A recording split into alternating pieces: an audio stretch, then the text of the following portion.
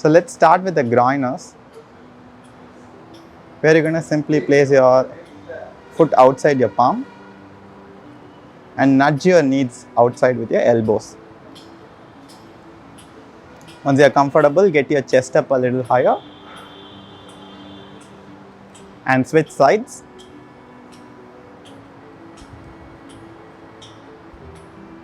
Same way, get the chest up, push your knees out. Once you're comfortable with this, let's switch sides. Next time, you can try to drop your elbows to the floor and add a small tap there.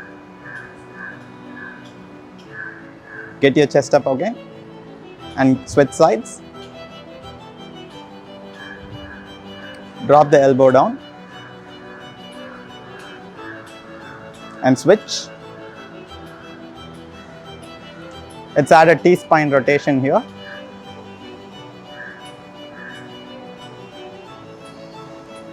And let the hand drop down and change sides.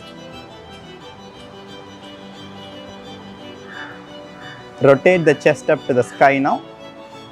Add an exhale as you open up. And come back and drop your knees on the floor.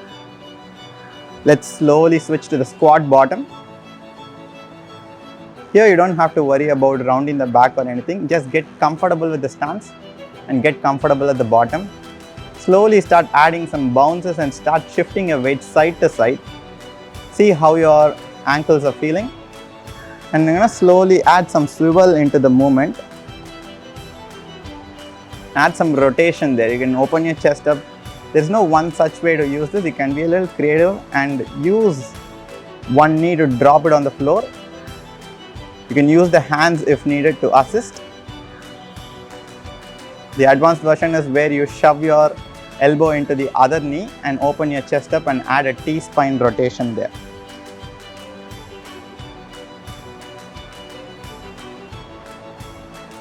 Feel free to use the hands wherever needed. Now we're going to go to the half kneeling position and try out something called the windmills, where you're going to swivel back your back foot and slowly rotate your torso.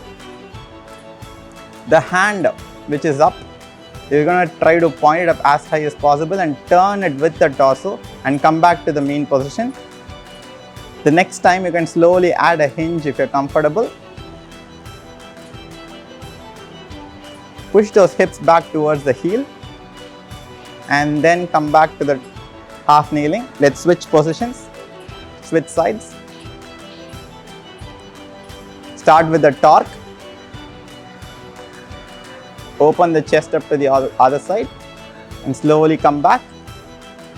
Then let's add the hinge here. See if you can maintain that big chest and then come back to the half kneeling position. Let's switch to the egg roll, where you will be lying down on your back. Simply you're gonna hug your knees to the chest and keep your knees tucked in throughout. And slowly start rocking forward and backward. If you're comfortable, you can rock side to side. Simply using the momentum. Try to maintain the tuck throughout. So don't let go of the knee at any point of time. Your chin is tucked in throughout. If you want to explore more options, just rolling side to side, turning the head side to side will just generate another option for you. If you're comfortable, you can slowly start changing the direction of the egg rolls. You can start from north to south and then slowly move to east to west, keep changing. And we're going to start the glute bridges now. For the first few seconds, we're going to spend the time at the top of the bridge. Slowly start engaging the butt just by clenching those butt cheeks against each other. Now slowly try to get it even harder. Chop your butt and check if you are rock solid there. Now to add a bit more complexity, you're going to lift your toes up and start marching your feet from here.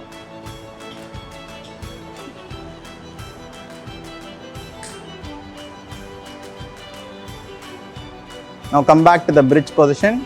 If you are comfortable, you can start adding some reaches here. If not, you will continue the marches, where you're going to take the hand to the opposite side diagonally. At any point of time, you got to make sure the bridge is maintained, the butt is engaged. Slowly disengage from there. Let's do some squats now. We have mobilized the ankle.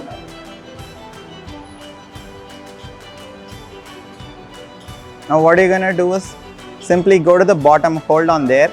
Now pike your butt up and down. Now we're going to add a small leverage here. You're going to hold your toes and shoot your butt up and down. Simple. It's okay if the back rounds here. Shoot it up and then come back down. Now shove your knees with your elbows. Create a big chest there. And again do some pikes. Hold on to your toes. Shoot your butt up, butt down. Butt up, butt down. Finish up with 3 squats.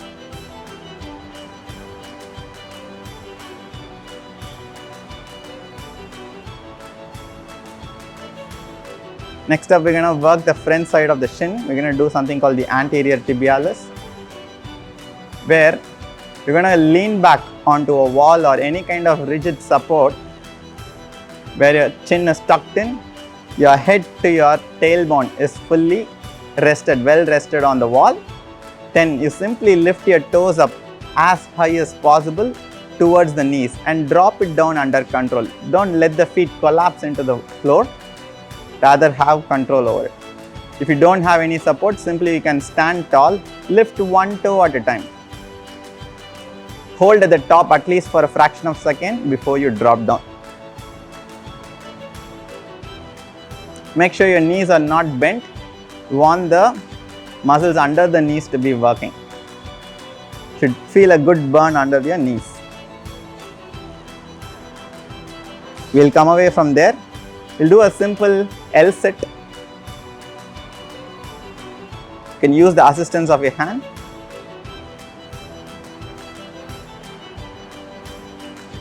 And keep switching the sides. From the next step onwards, you can add a small spinal rotation there. You can use the hands. Try to look back as much as possible and then change sides. If you're getting comfortable, try to get even more upright from your torso. Change sides. If you own the L sit, you can probably try with the hands off when you switch sides.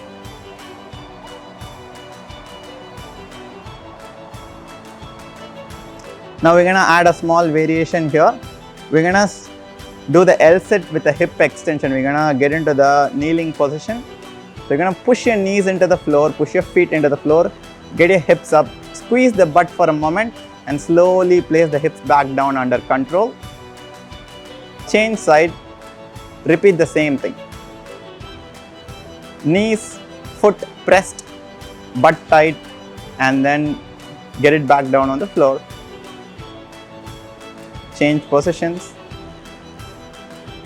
Now you can try to bring your back foot forward into the half kneeling position. This is one other version you can try, and again sweep back the leg. You can walk it back and then slowly change positions as well. We are primarily focusing on pushing the hips forward there when the hips are up. Feel free to use the assistance of the hand whenever needed, guys. Next up, we're going to do something a little creative. It's called the Lego rocking. Trying to mobilize the ankle a lot more from a weird stance. So don't worry about the back leg, front leg. What you want to focus is your front knee going forward and backward when you rock. So that's going to mobilize your front ankle there. The back leg, how about you find a comfortable position where you don't stress over too much. The movement should feel a bit natural when you drive forward and backward. Switch sides.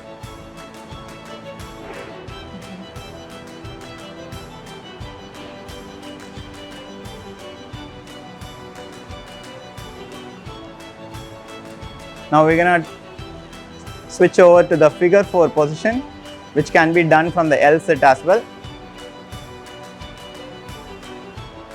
A figure 4 position is simply where you put one leg in front over the other, where the front leg is vertical.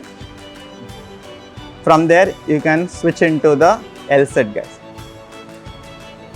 If you want to make it a little advanced and load the figure 4, you can lift your hips off the floor when you put your leg forward.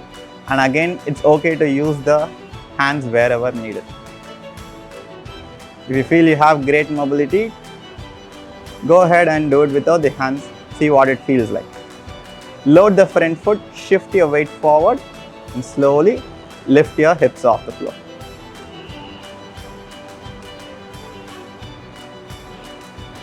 When you sit back, see if you have some control instead of collapsing into the floor. And we'll finish up with the glute bridges once again. This time you're going to go for some quicker reps. So you'll go to the top of the bridge. As I call out the rep, you will quickly drop your hip down and propel it back up. Okay, let's go to the top of the bridge. 1, 2, 3, 4. Let's add some marches here. Okay, the upcoming set, we're going to thrust the hips even more faster. Let's go 1, 2, 3, 4, 5. Pause at the top. Let's do the reaches now. If you can't reach, you can simply do the marches as well. You have 2 options here. And last 5 reps. Let's go 1, 2, 3, 4, 5. And done.